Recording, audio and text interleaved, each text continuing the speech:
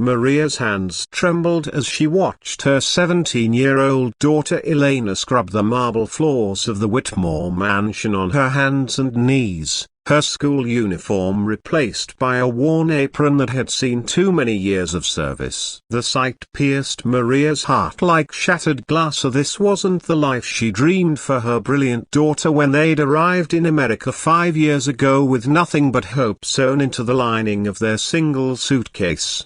"Faster, Elena," Mrs. Catherine Whitmore's voice cut through the morning air like ice. "The guests arrive in 2 hours, and I won't have my floors looking anything less than perfect." The woman's designer heels clicked against the pristine marble as she inspected Elena's work, her cold blue eyes searching for any imperfection.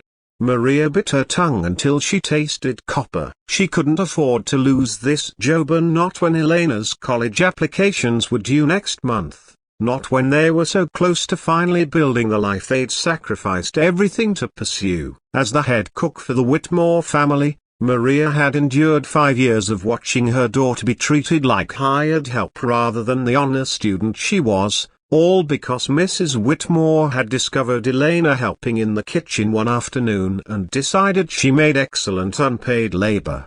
"She's not your servant," Maria had protested once, early on. "She has homework, dreams don't pay rent," Mrs. Whitmore had replied with a smile that never reached her eyes. "If you want to keep working here, your daughter helps when I need her. That's the arrangement." The arrangement, as if degrading a teenager was as simple as a business transaction. Elena had never complained, not once in 3 years. She'd scrub floors before dawn, serve at dinner parties until midnight, and still maintain her 4.0 GPA. "It's temporary, Mama," she'd whisper when Maria found her crying over textbooks at 2 a.m. "Just until I get that scholarship." But watching her daughter's spirit dim with each passing day was killing Maria slowly from the inside out. This particular morning was different, though. The Whitmores were hosting their annual charity gala, or grand performance of generosity, where wealthy guests would bid on vacation packages and vintage wines while congratulating themselves on their philanthropy. The irony wasn't lost on Maria that they'd raise money to help underprivileged children while treating Elena like she was invisible.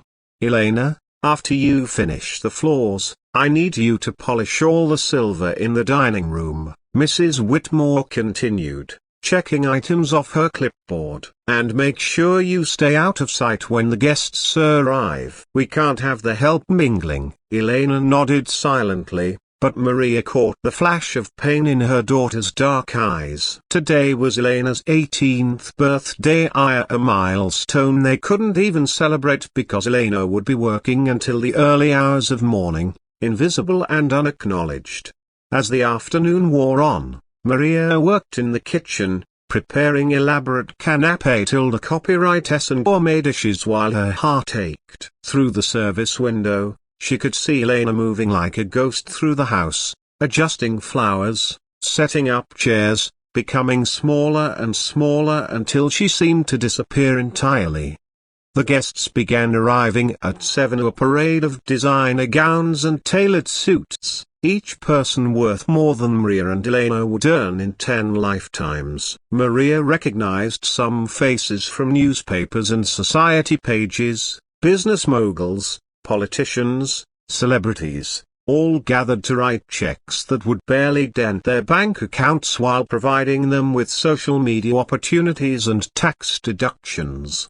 From the kitchen, Maria could hear the artificial laughter and champagne-lubricated conversations about stock options and summer homes. She watched Elena weave between guests like a shadow, refilling glasses and collecting empty plates, completely unnoticed by everyone except Maria's watchful eyes.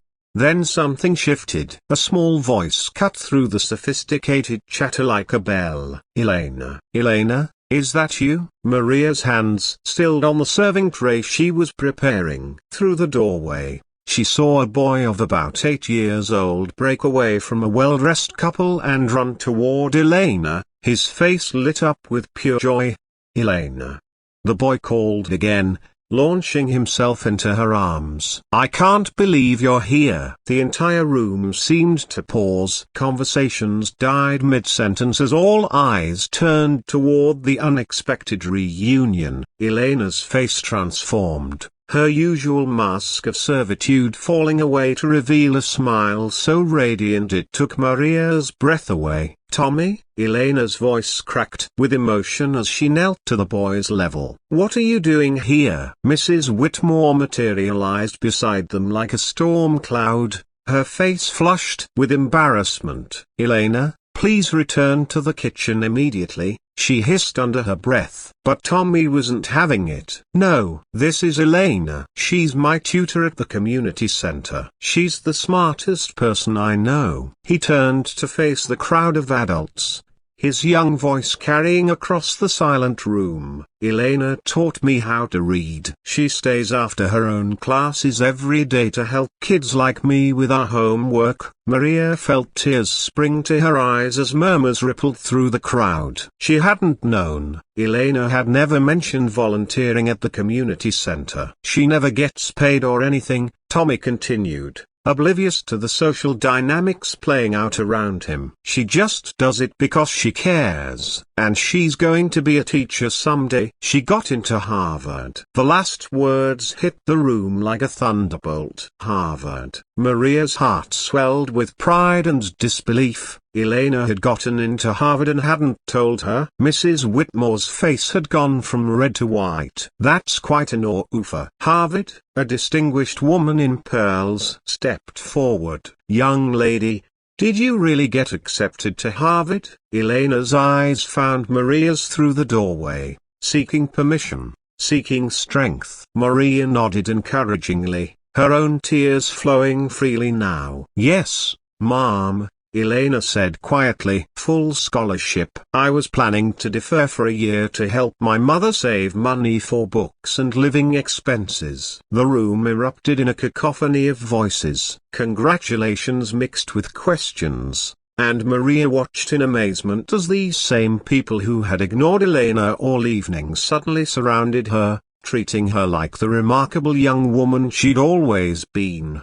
But it was Tommy who spoke the truth that silenced everyone. "Elena's parents must be so proud. She's always talking about making her mama proud." Dr. Richardson, whose foundation was benefiting from the evening's fundraiser, stepped forward. "Mrs. Whitmore," he said, his voice carefully controlled, "I was under the impression that a young woman serving us tonight was hired help." The silence that followed was deafening. Maria held her breath, watching her employer struggle to find words that wouldn't destroy her carefully crafted reputation. Elena, with the grace and dignity that had sustained her through years of humiliation, lifted her chin. "I am helping my mother, sir. We're a team." In that moment, Maria made a decision that had been building for 5 years. She walked out of the kitchen, removed her apron, and stood beside her daughter. "Elena," she said,